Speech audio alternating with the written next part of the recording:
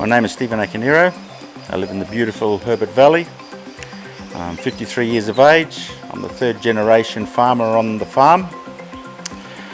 We have 3 farms. They're all pretty diverse from each other. They're spread across the district. Cane is our main business. We also do soybeans, corn and normal cropping beans. Of the 1,600 acres, we grow cane on 1,160 acres approximately.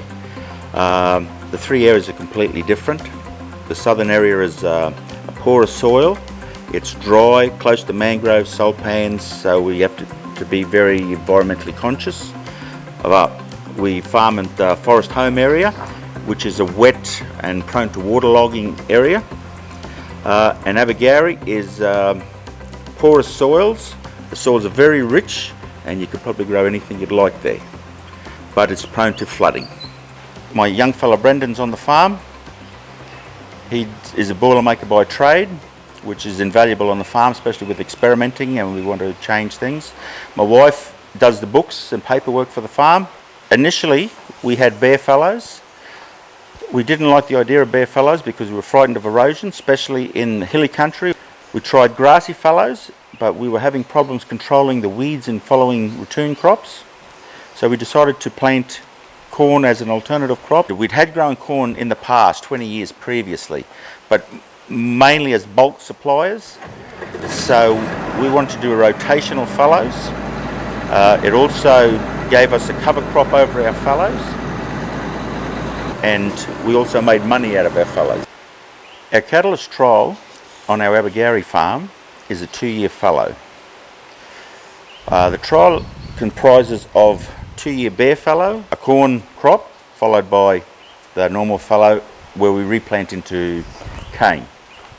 We were hoping to find out whether it was the 2-year fallow that gave us the benefit or the change of rotation with a different crop, whether there was leftover fertilizers that increased the following plant crop. We have noticed over the years that our following plant crops need less nutrients and they are noticeably better than a 1-year fallow.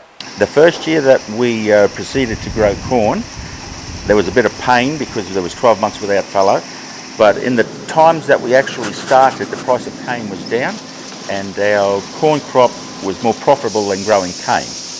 And there is a limit there where your cane and corn, one is more profitable than the other. Catalyst provided us with the opportunity to have those figures worked out so we could know whether it was profitable or not for us to continue in this cycle. We have proceeded to grow soybeans in between as well. So we'll go from cane to soys to corn and possibly back to a bean crop before we put cane in again.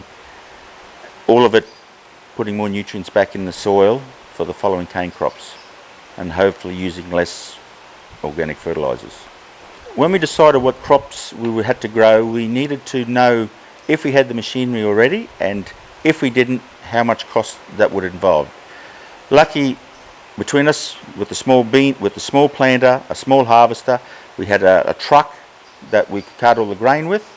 So the initial burden wasn't bad in the experimental stage till we needed to expand and get larger.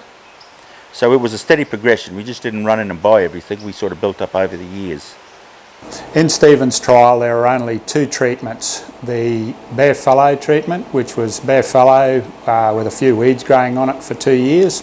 The other treatment was where Stephen grew corn on that fallow in that 2-year period and harvested that crop.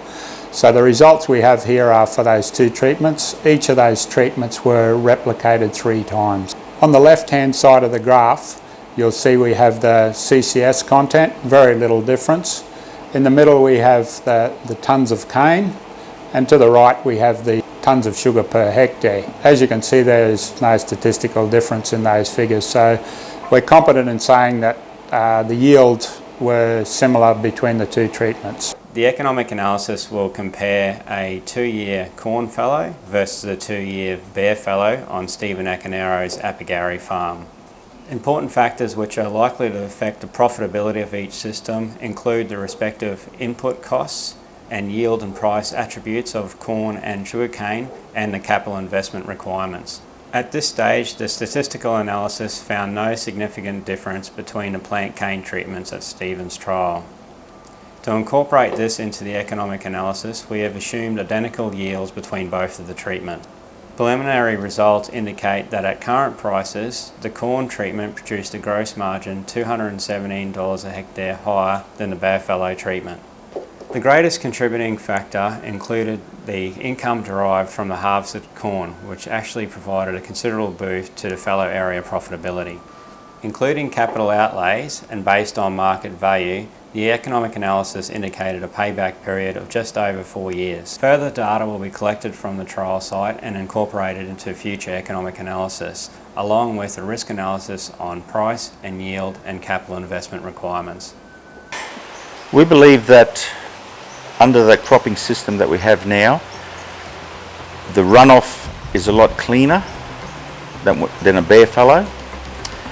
We also believe that we're improving the soil health through moving away from a monoculture into different crops. Also having the added benefit of using less nitrogen fertilizers in the following crops because of the organic matter that we leave behind in the previous crops and how it's recycled.